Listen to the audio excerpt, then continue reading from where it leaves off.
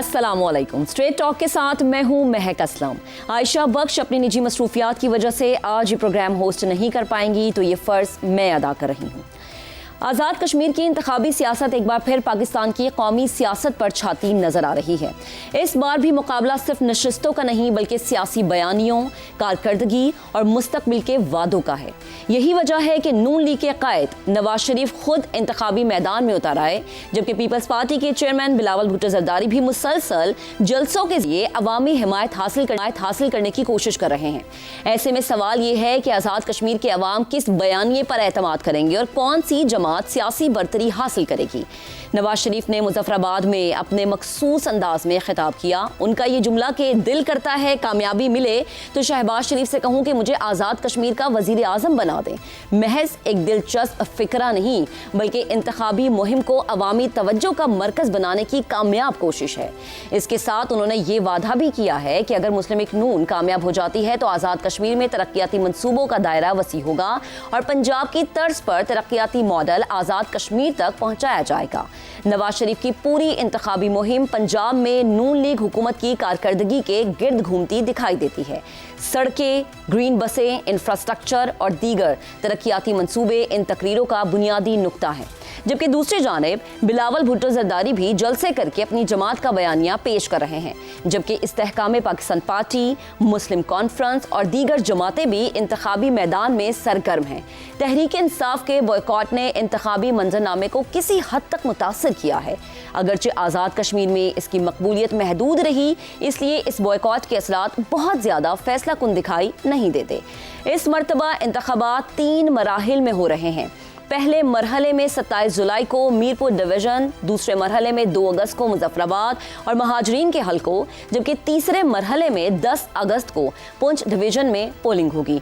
कई तज्जियाकारों के मुताबिक मरहलावार इंतखाबात की खास बात ये रहेगी कि इब्तदाई मराहिल के बाद के मराहिल की सियासी फिजा और वोटर्स की नफ्सियात पर असर अंदाज हो सकते हैं।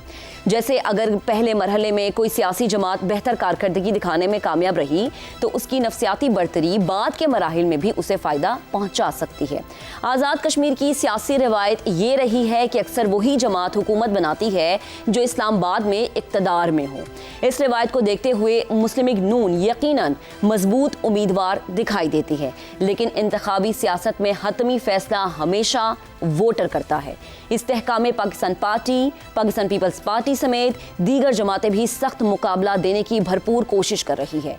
अब निगाहें इंतखाबी नताइज पर हैं, क्योंकि देखना ये होगा कश्मीर के अवाम किस जमात को इक़्तिदार सौंपते हैं और ये फैसला आने वाले दिनों में पाकिस्तान की मजमूई सियासत पर किस हद तक असर अंदाज होता है। आज प्रोग्राम में हमारा साथ देंगे जैगम खान, आमिर अहमद खान, शहजाद चौधरी और रजा रूमी साहिब। सवाल अपने पैनल के सामने हम ये रखेंगे कि आज़ाद कश्मीर इंतखाबात 3 मराहिल में कराने का फैसला किस जमात के लिए सुनहरी मौका और किसके लिए सियासी नुकसानदेह साबित होंगे। जैगम साहब, सबसे पहले आपकी तरफ आती हूँ, क्या कहेंगे? मैं जो मरहलावार इलेक्शन होते हैं इसका असर तो होता है।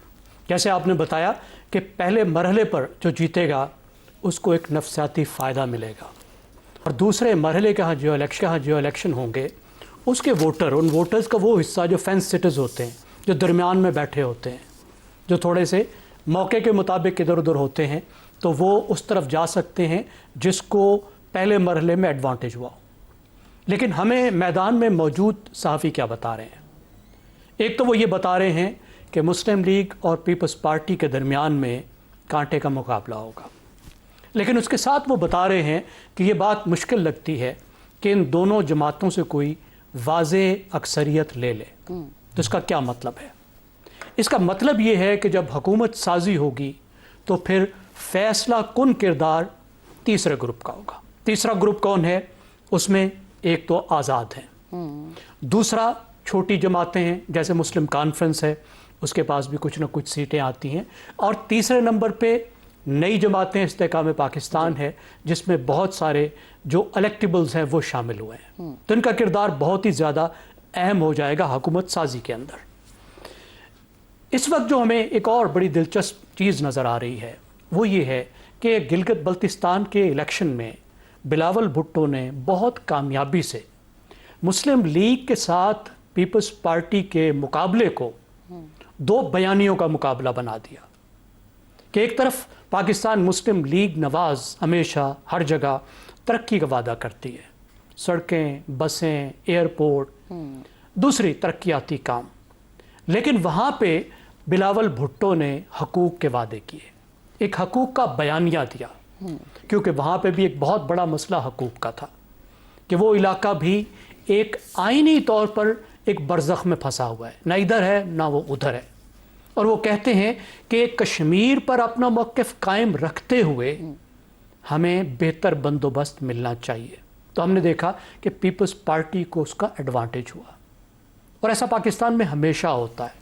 जब भी हकूक़ और तरक्की के बयानियों में तसादुम होता है तो हकूक़ का बयानिया ही जीतता है। यहाँ पर भी हमें वही कुछ नज़र आ रहा है कि बिलावल भुट्टो हकूक़ के बयानिए को लेकर खड़े हुए हैं और पाकिस्तान मुस्लिम लीग नवाज़ वो वादे कर रही है तरक्की के।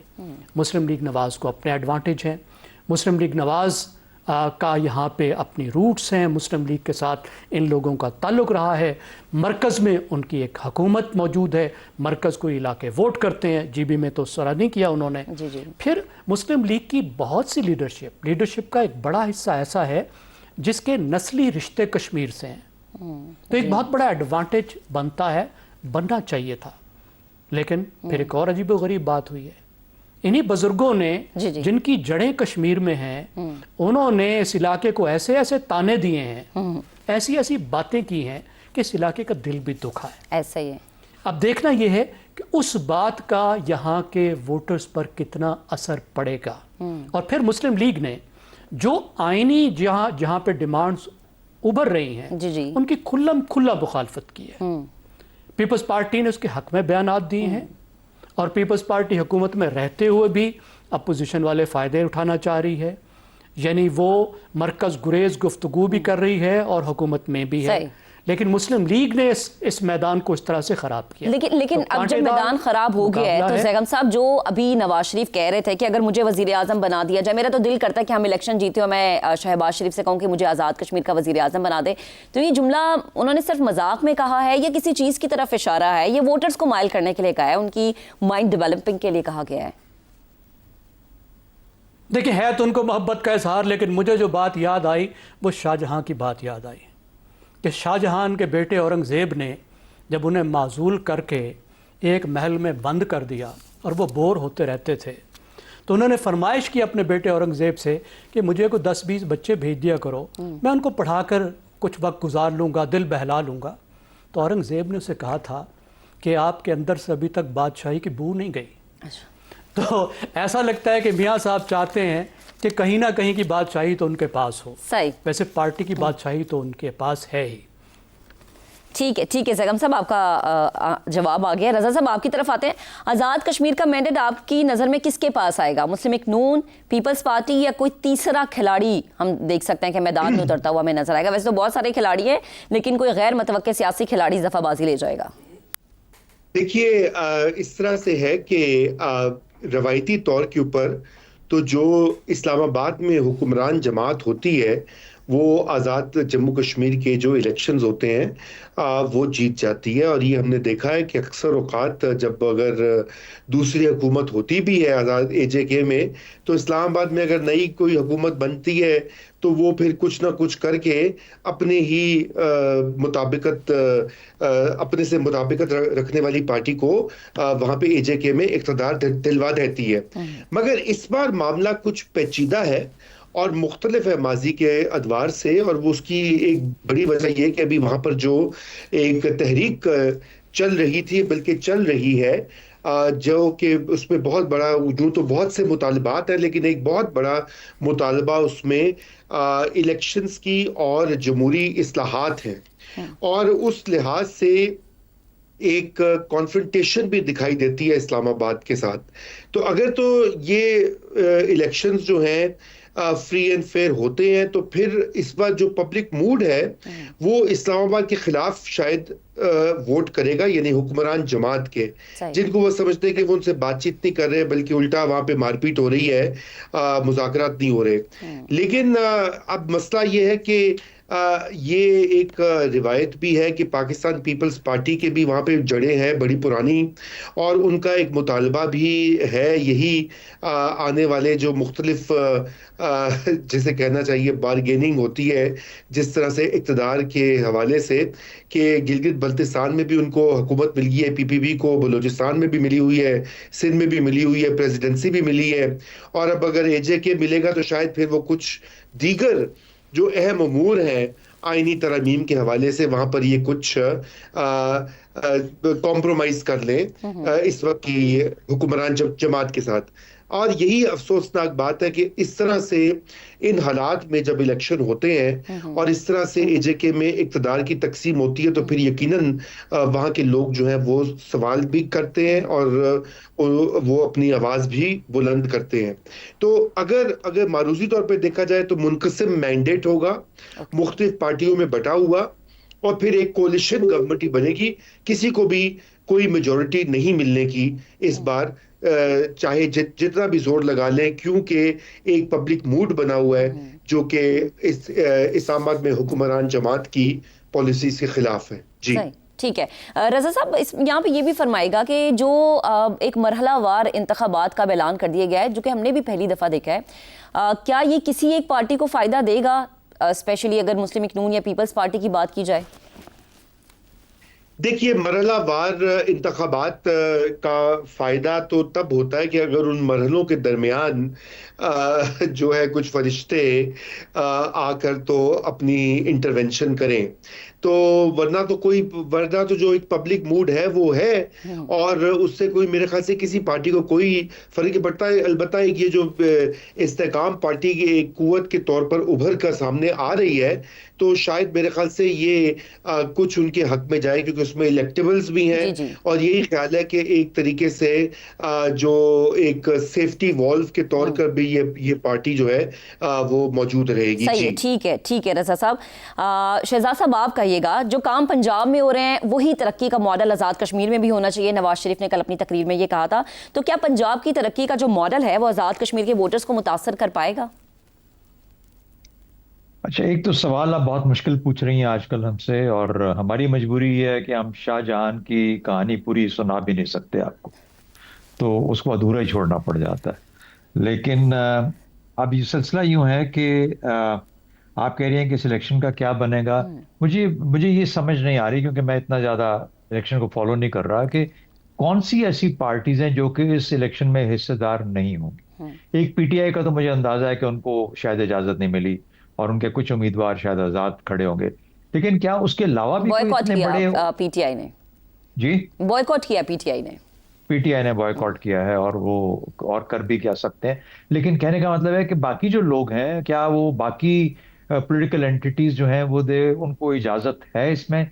तो मेरे ख्याल में इस इलेक्शन की जो पायदारी होगी उसका ताल्लुक, या साख उसका ताल्लुक किससे होगा कि कितने लोग इसमें हिस्सा लेते हैं, यानी वोटर्स भी और कैंडिडेट्स भी।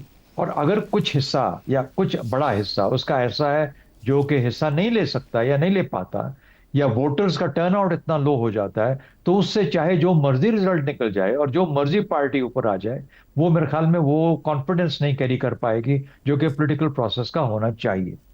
तो मेरे ख्याल में ये तो एक ऐसा असूल है जो कि हमें बयान करते हुए घबराना नहीं चाहिए। ये दुनिया भर में ये असूल लागू होता है। अब किस तरीके से जो जीतेगा, जो भी जीतेगा, अब वो दो तीन ही रह जाएंगी पार्टी, जिस तरीके से जिक्र हुआ हमारे दोस्तों का, जो उन्होंने जिक्र किया, तो बिल्कुल ठीक किया कि वही दो तीन नाम है। तो वो दो तीन तो अभी तक तो कोलिशन बना लेते हैं एंड में आके, और कोलिशन के साथ गुजारा कर लेते हैं। इस दफा शायद ये कोशिश हो कि कोलिशन अब इस्तेकाम के साथ मिलकर बनाई जाए। अब उसके ऊपर डिपेंडेंट ये है कि कौन इन दोनों में से आगे निकलता है। गिलगित बल्तिस्तान तो हमने किसी को दे दिया, वो उनके हकूक की बात कर रहे हैं। लेकिन ये जो बाकी जो तरक्की की बात कर रहे हैं, शायद अब उनकी बारी हो, उनके साथ इस्तेकाम मिल जाए, और उससे हमें फिर आज़ाद कश्मीर को इस्तेकाम मैसर आ जाए। बड़ी बात मेरे ख्याल में जो बहुत बड़ी बात है वो ये है कि गिलगित बल्तिस्तान में और इस इलेक्शन को हल्का नहीं लेना चाहिए जो होने जा रहा है। ना ही गिलगित बल्तिस्तान के इलेक्शन को जो हो चुका हमें हल्का लेना चाहिए था, ना वो हुआ। उसके अंदर हकूक की बात थी, और उस हकूक की बात अब आप बिलावल भुट्टो की जुबानी हमारे उनके बयानात में भी और शायद पार्लियामेंट में भी किसी जगह पे जाके सामने आएगी, और देखा जाएगा कि फिर जो पार्लियामेंट है उसके बारे में क्या फैसला करती है। एक बहुत ही कहते हैं कलीदी और इम्पोर्टेंट और अहम फैसला होगा जो भी हमारी पार्लियामेंट उस पर करेगी, और उसको पार्लियामेंट को भी बहुत सीरियसली लेना पड़ेगा। इसी तरीके से जो आईनी तब्दीलियां कही जा रही हैं आजाद जम्मू कश्मीर के अंदर, वो भी उतनी ही अहम है जितनी के, और ये आइन साजी का मामला है यहाँ पर। ये बहुत अच्छी बात हुई जो पहले जिक्र हुआ, जैब साहब ने भी किया और रजा रूमी साहब ने भी, इसको डिफ्रेंशिएट करना पड़ेगा। तो जो भी सामने आए उसका इम्तिहान ये नहीं है कि वो कितनी तरक्की करता है या वो किस तरीके से अपने मामला के ऊपर वो स्लोगनियरिंग करता है। वो बात यह है कि वो जो आइन की बात हो रही है उसको किस हद तक आगे लेके जा सकते हैं। और उससे ज्यादा मैं बात उसके बाद खत्म करता हूं, उससे भी ज्यादा अहम ये है कि ये एक एक्सटेंडेड प्रॉब्लम है किसी और जगह का। यानी जब आप जम्मू कश्मीर को बहसीयत मजमूई देखते हैं, वो हिस्सा जो हिंदुस्तान के पास है उसको हम illegally occupied Indian occupied Jammu and Kashmir कहते हैं। ये हिस्सा जो पाकिस्तान का, ये दर हकीकत तो एक हिस्सा है ना, उस एक हिस्से का मुआवजा कभी ना कभी तो किया जाएगा। बिल्कुल। तो असल मसला इन लोगों का वहां पे इसकी साख को मानना, इसको अपने स्टेबिलिटी को कायम रखना, एक अंदाज में गवर्नेंस के ऊपर खुश और सेटिस्फाइड होना, ये वो चीजें जो मैटर करेंगी। आज तक आजाद जम्मू कश्मीर पे मैंने ये तो होता देखा नहीं है, लेकिन अब वो वक्त आन पहुंचा है कि जब आपके चेहरे पे एक आईना दिखाया जाएगा जिसके अंदर आपको ये पता लगेगा कि आपने असल में वो जो काम नहीं किया वो करने का वक्त हो चुका है, बल्कि गुजर चुका है। यानी देर हो गई, करनी पड़े, ये चीजें डिसाइड करेंगी कि इलेक्शन किसी काम के हैं या किसी काम के। सही, ठीक है। आमिर साहब आपकी तरफ आते हैं। क्या नवाज शरीफ की इंतखाबी मुहिम देखकर ऐसा लग रहा है कि आजाद कश्मीर के इलेक्शन पंजाब हुकूमत की कारकर्दगी पर रेफरेंडम साबित होंगे? मैं इससे पहले कि हम सियासी जमातों की बात करें और किसको क्या मिलने की तवक्को है इन इंतखाबात से, मेरा ख्याल है सियासत के बारे में भी थोड़ी बात करना जरूरी है। देखिए, ये जो दर्जन भर हुकूमतें आज़ाद जम्मू और कश्मीर में तक बनी है आज़ादी के बाद से लेकर अब तक, वो हमेशा वो ही हुई हैं जो वफाक की हामी थी या उन्हीं जमातों से वो बनाई गई हैं जिनकी वफाक में हुकूमत रही है। तो देखिए, ये कोई कोइंसिडेंस तो नहीं हो सकता ना, ये महज इत्तेफाक तो नहीं है कि हर इलेक्शन के अंदर वही नतीजा निकले जो कि वफाक चाहता है। और इसका मतलब ये है कि आजाद कश्मीर में जब भी इलेक्शन हुआ है तो उससे सियासत को और सियासत की साख को नुकसान ही पहुंचा है। ये लोगों को बात ये अच्छी नहीं लगेगी मेरी, लेकिन मुझे आज तक कोई ऐसा इंतखाब वहां पर याद नहीं है या हुकूमती तब्दीली वहां पर याद नहीं है जिसने सियासत को सहारा दिया हो, पाकिस्तान भर की सियासत को सहारा दिया हो, मजबूत किया और लोगों का ईमान उसके ऊपर बढ़ाया होगा। वो हमेशा, क्योंकि जिस तरह की मैनिपुलेशंस करनी होती है वो कमजोर।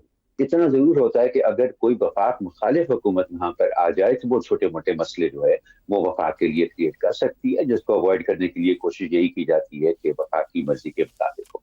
इस दफा क्योंकि वफाक के अंदर भी एक अजीबोगरीब किस्म का हाइब्रिड है, दो बड़ी जमातें जो हैं वो साथ मिलकर मामला चलाने की कोशिश कर रही हैं, इसलिए यही दोनों बड़ी जमातें जो हैं वो हमें आजाद कश्मीर में भी मारता हारा नजर आ रही है। लेकिन ये जो इंतखाबी अमल है इससे कतई नजर के वो मरहबलावार है या एक ही दिन के अंदर वो हो रहा है, इसके भी सियासत के ऊपर मेरी नजर में वही असरात होंगे जो पहले हुए हैं। लोगों का कोई ईमान बढ़ेगा नहीं सियासत के ऊपर या इंतखाबी अमल के ऊपर, उनको कोई उनका यकीन जो है या ईमान जो है वो मजीद पुख्ता नहीं होगा।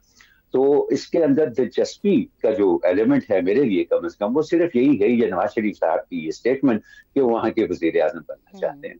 तो मैं पाकिस्तानी कॉन्टेक्स्ट के अंदर अगर आप इसको देखें तो उसमें क्या हर्ज है। आज तक कोई मेन स्ट्रीम सियासतदान तो आजाद कश्मीर की हुकूमत उसने नहीं चलाई है।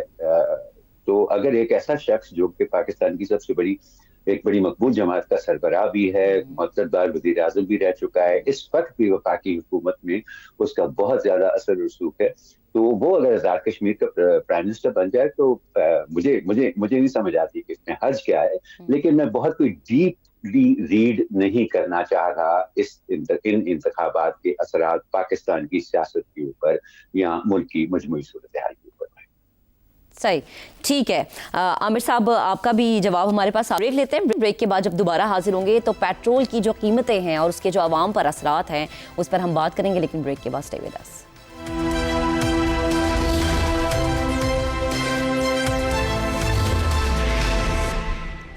Welcome back once again. Programme के हिस्से में बात करते हैं कि पेट्रोलियम मसनूआत की कीमतों का यौमिया बुनियादों पर तयन मुल्क की मईशत में एक बड़ी और मुतनाज़ पॉलिसी तब्दीली के तौर पर सामने आया है।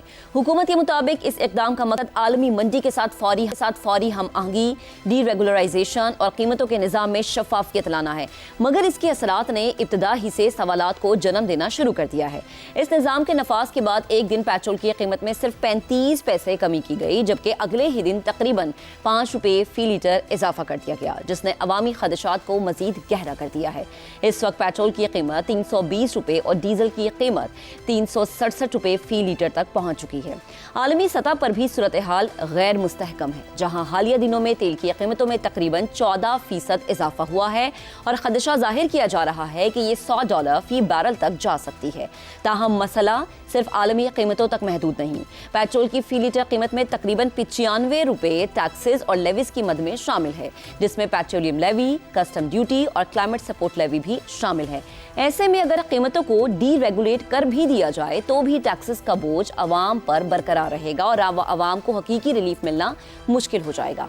दूसरी जानिब पेट्रोल पंप मालिकान ने यौमिया कीमतों के निज़ाम और कम मार्जिन 8 रुपये फी लीटर के खिलाफ हड़ताल का ऐलान कर दिया है, जो इस पॉलिसी के अमली चैलेंजेस को नुमाया करता है। कारोबारी हल्के भी खबरदार कर रहे हैं कि रोजाना तब बदलती कीमतें मईशत में गैर यकीनी को बढ़ाएंगी और इसका असर अशवे खुरनोश और ट्रांसपोर्ट लागत पर पड़ेगा। ऐसे में अहम सवाल ये है कि क्या पेट्रोलियम कीमतों की डी रेगुलराइजेशन वाकई शफाफियत लाएगी या महंगाई को रोजमर्रा का मामूल बना देगी? क्या कीमतों को आजाद करने के साथ हुकूमत टैक्सेस और लेवीज में भी कमी करेगी या सारा बोझ अवाम ही उठाते रहेंगे?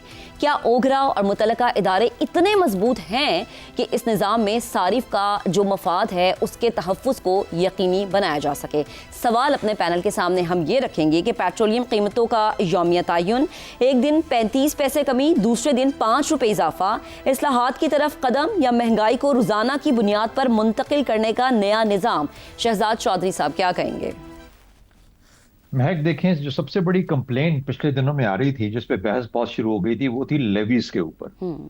यानी लेवी बहुत हाई है पेट्रोल के अंदर, पेट्रोल की कीमतों में लेवी जो है उसको कम करना चाहिए। और तकरीबन 116 रुपए के लगभग बात की जा रही थी। ये ऊपर नीचे होता रहता है, लेकिन इस लेवल की, यानी इस हद तक कि क्या कहते हैं कि कितने अरब रुपए जो थे सालाना 1700, या मेरे दोस्त मुझे करेक्ट कर सकते हैं, 170, यानी इतने अरब रुपए सिर्फ लेवी के अंदर पिछले साल, जो पहले कभी नहीं हुआ, वो जमा किए गए। अच्छा, तो वो ये पिछले फाइनेंशियल ईयर की बात कर रहा हूँ। तो जब इस तरह की लेवी आप लगा रहे हैं तो इसका मतलब है कि कीमतें तो, लेकिन उन्होंने, इस गवर्नमेंट ने बहुत स्मार्ट प्ले किया है कि लेवी से नजर हटाने के लिए अब लगा दिया एक ट्रक की एक और बत्ती के पीछे। यानी अब आप लोग इस चीज के पीछे पड़े हैं कि जो पिछले 7 दिन की एवरेज के हिसाब से जो कीमत बदलेगी वो 5 रुपए ज्यादा होगी या 35 पैसे कम होगी या कैसी जाएगी, अगले दिन क्या होगा, उससे पिछले दिन क्या था, अब आप लेवी भूल जाएंगे। और हुआ भी ऐसा ही है कि अब आप लेवी भूल गए। वो जो बहस लेवी पे चल रही थी, वो ये लेवी वो वाला पैसा है जो कि पेट्रोल की मद में आता है टैक्स के तौर पे, लेकिन वो टैक्स बाकी सूबों को नहीं जाता, वो डायरेक्टली फेडरल गवर्नमेंट को जाता है। तो फेडरल गवर्नमेंट ने अपने आप को सिक्योर किया है। दूसरी वजह ये हो सकती है कि जबकि सारे का सारा बोझ फेडरल गवर्नमेंट खुद उठा रही थी, अभी भी जिम्मेदारी उनकी है, लेकिन आप एक ऑगरा, एक एक्टिव प्लेयर के तौर पे आ गया कि वो जो 7 दिन की एवरेज है वो ऑगरा मुतय्यन करेगा, उसके बाद वो कन्वे करेगा और वो उस दिन की कीमत बन जाएगी। तो एक तरह से अपने ऊपर से बोझ उठाना, लोगों को ध्यान किसी और तरफ लगा देना, और जाहिर है आपके असरात बिल्कुल ठीक है, इन्फ्लेशनरी होता है, नॉकडाउन इफेक्ट है, इसके ऊपर फिर अनप्रेडिक्टेबिलिटी आ जाती है, आपने उसका इजहार किया, ये तो मईशत के ऊपर असरात आएंगे। मेरा नहीं ख्याल ये देर पा हो सकता है, ना ये ज्यादा देर चल सकता है। किसी ना किसी वक्त में इसका प्रेशर इस तरह से आएगा कि हुकूमत को इसको बैक ट्रैक करना पड़ेगा या कोई और तरीके से इसको फॉर्मूले, ये वर्केबल नहीं है। सही, यानी लॉन्ग टर्म पॉलिसी के तौर पे हम इसको नहीं अपना सकते। आमिर साहब, आपकी तरफ आते हैं। कीमतें अगर आज़ाद हो भी जाती हैं तो फिर से वही बात कि उसमें टैक्सेस और लेवीज तो हमेशा से शामिल रहेगी। क्या इसे हकीकी डी रेगुलराइजेशन कहा जा सकता है जब तक अवाम को हकीकी रिलीफ नहीं मिलता या एतमाद फराहम नहीं किया जाता? इसको सिर्फ और सिर्फ मेरी नजर में महक एक फियर ऑफ कमिटमेंट कहा जा सकता है। मैं जिस तरह से भी इसको देखूं, मुझे इसकी और कोई वजह नहीं समझ आती, और हैरानगी मुझे इस बात के ऊपर होती है महक कि एक ऐसी सियासी जमात जो हमेशा से प्रो प्राइवेट सेक्टर समझी जाती है, जो प्रो मार्केट समझी जाती है, जिसका बहुत ज्यादा रिलायंस, जिसको इनफैक्ट जब ये शुरू हुई थी तो उसको पाकिस्तान की बिग बिजनेस की पार्टी कहा जाता था, उसको, उस सियासी जमात को ये समझ नहीं आती कि मार्केट्स को स्टेबलाइज करने के लिए जो चीज सबसे ज्यादा अहम होती है वो एक प्रिडिक्टेबिलिटी होती है, और वो एक कॉन्फिडेंस होता है कि ये जो पॉलिसी अनाउंस हुई है, ये जिस मुद्दत के लिए अनाउंस हुई है उस मुद्दत के दौरान चेंज नहीं होगी। ये वो मार्केट स्टेबिलिटी होती है जो इन्वेस्टर्स को, खासतौर पे प्राइवेट सेक्टर्स को भी चाहिए होती है, जो उनकी कैपिटल रेजिंग के लिए और अपनी इंडस्ट्रियल एक्सपेंशन के लिए जो उनको चाहिए होती है, अपनी कमर्शियल एक्सपेंशन के लिए जो चाहिए होती है, वो स्टेबिलिटी इंतहाई जरूरी है। और ये एक स्टेबिलिटी है जो कि ये हुकूमत बिल्कुल मार्केट को देने से इनकारी है, और उसका अपने आप को कमिट करने का खौफ जो है वो इस कदर बढ़ गया है किसी एक पॉलिसी से कमिट करने का, कि लगता है कि वो अपने आप को पाकिस्तान की सियासत में एक लॉन्ग टर्म या एक परमानेंट स्टेक होल्डर समझना ही बंद हो गई है। मेरे लिए बड़ी माइंड बॉगलिंग सी बात है कि एक पाकिस्तान जैसे कॉम्प्लेक्स मुल्क की जो एक बुनियाद है एनर्जी, उसके बारे में जो पॉलिसी है वो इतनी हुकूमत ने उसके ऊपर हैंड्स ऑफ कर दिया कि जी हम हर 24 घंटे में एक दफा फैसला करेंगे कि कल का सूरज जो तलू होना है वो पाकिस्तानियों के लिए क्या लिए आएगा। इस तरह की पॉलिसी से मुझे तो ये मुल्क चलते नहीं नजर आते, और मैं शहजाद चौधरी साहब के साथ एग्री करता हूँ कि मेरा नहीं ख्याल कि बहुत देर तक ये पॉलिसी जो है ये हमें नजर आएगी। बड़ी जल्दी इसको हुकूमत को रिव्यू करना पड़ेगा। बिल्कुल, क्योंकि आवाम के भी तो खदशात है, पेट्रोल भी एहतजाज की बात करते हैं। हम एक ब्रेक लेते हैं, ब्रेक के बाद दोबारा हाजिर होंगे, हमारे साथ रहिएगा।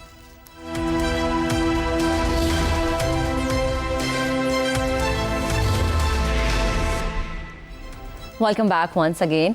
जैगम साहब, आपकी तरफ आते हैं। वजीर पेट्रोलियम ने इस तमाम तर मौके पे कहा कि हमें पता है कि तकलीफ दे लम्हात है और आवाम को इससे तकलीफ भी होगी, लेकिन फिर सवाल ये बनता है कि सारी तकलीफ क्या आवाम ने बर्दाश्त करनी है, गवर्नमेंट के ऊपर कोई तकलीफ नहीं होगी?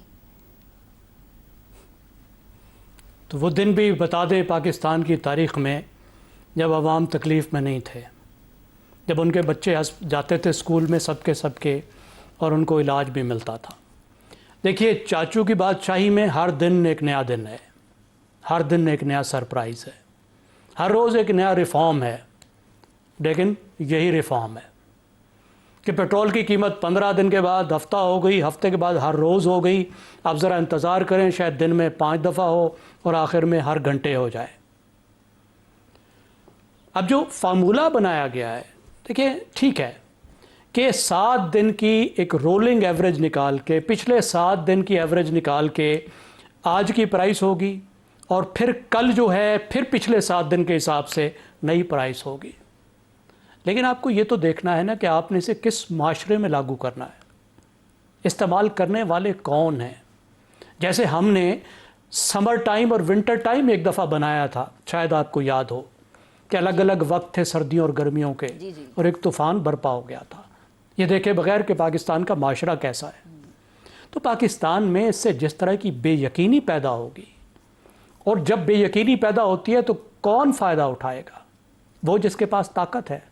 पेट्रोल पंप वाले फ़ायदा उठाएंगे, ट्रांसपोर्टर फ़ायदा उठाएंगे, हर कोई फ़ायदा उठाएगा सिवाय अवाम के, और अवाम परेशानी फेस करेंगे।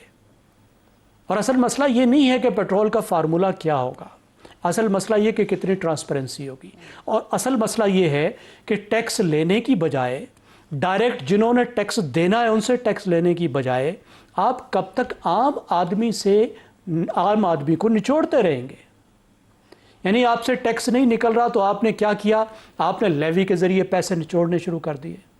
पिछले साल अगर आपने 1000 अरब रुपया लोगों से जमा किया था, तो इस साल आप कहते हैं कि 1500 अरब रुपया इस साल हमने जमा करना है पेट्रोलियम लेवी से।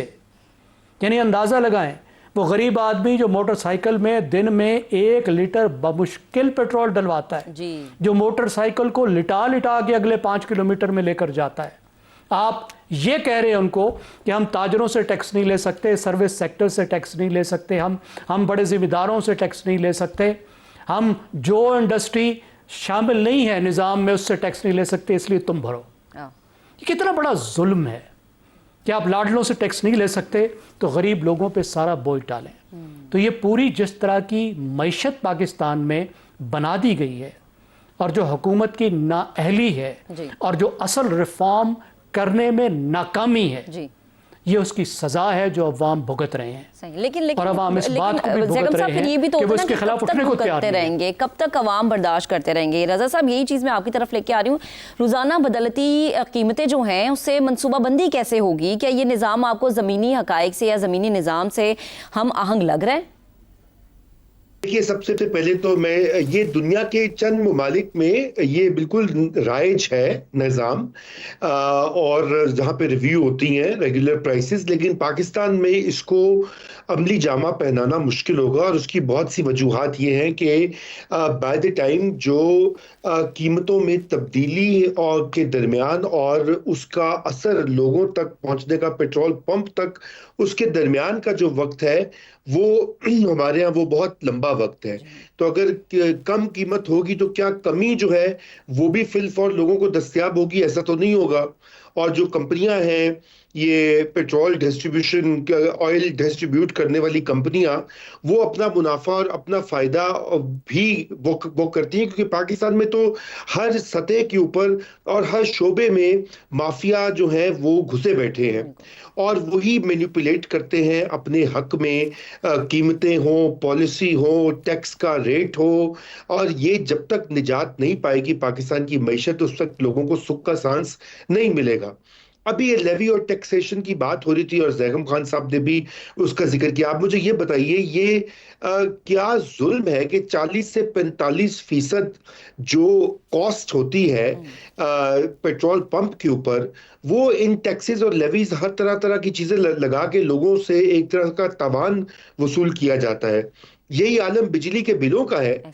क्या अगर आप उनके ऊपर देखें तो बिजली के बिलों में भी इस तरह की तरह तरह के टैक्सेस जो है वो आयद करके, क्योंकि बाकियों पर जोर नहीं चलता, जो हुक्मरान तबकात है वहां तो टैक्स लगाने की हिम्मत नहीं है या उनसे वसूल करने का हौसला नहीं, और वहां पे तरह तरह की अरबों रुपए की छूट दी गई है, तो रह जाती है फिर अवाम उनको भेड़ बकरियों की तरह, मुर्गियों की तरह छुरी फेरी जाती है। चाहे वो पेट्रोल पंप हो, चाहे वो बिजली का मीटर हो, चाहे वो इनडायरेक्ट सेल्स टैक्स हो या दीगर इस तरह के हर तरह के टैक्स हो। तो मेरे ख्याल से ये तो एक पॉलिसी ऐसी है, ना सिर्फ इसको बदलना पड़ेगा, ये काबिल अमल ही नहीं है। मुझे नहीं पता कि कौन से ऐसे अरस्तू हैं जो इस तरह के मशवरे हुकूमत पाकिस्तान को देते हैं और उससे ना जाने उनको क्या फायदा होगा, मां सिवाय ये कि वो एक फरसूदा ब्यूरोक्रेटिक निज़ाम के जरिए इस पॉलिसी पे अमल कराएंगे, वो फेल होगी और वापस सुई वहीं पर जाके वहीं पहुंच जाएगी जहां पे शुरू में थी। बिल्कुल रजा साहब, फायदा तो ये होगा ना कि उनकी अपनी जेबें भरी जाएंगी। और देखिए कितने मजे की बात है कि जिस अवाम पर छुरी चलाई जाती है उसी अवाम से डे एंड पे वोट भी मांगा जाता है। प्रोग्राम से इजाजत दीजिए, अपना बहुत सा ख्याल रखिएगा। कल आपसे फिर से मुलाकात करेंगे। अल्लाह हाफ़िज़।